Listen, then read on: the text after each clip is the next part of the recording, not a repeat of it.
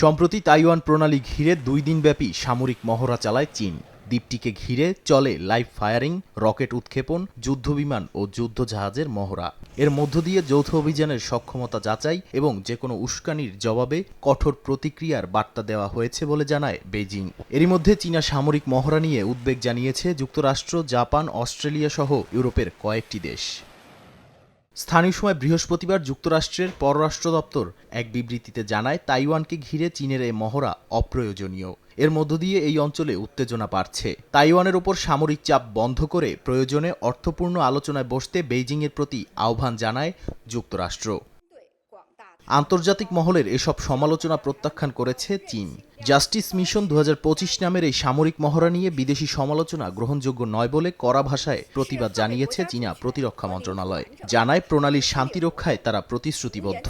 Taiwan ইস্যুতে বাইরের কোনো হস্তক্ষেপ মেনে নেওয়া হবে না বলেও সাফ জানায় বেইজিং।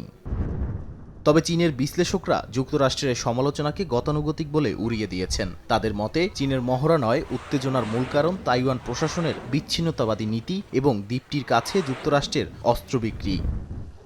নাদিম মারজান, সময় সংবাদ।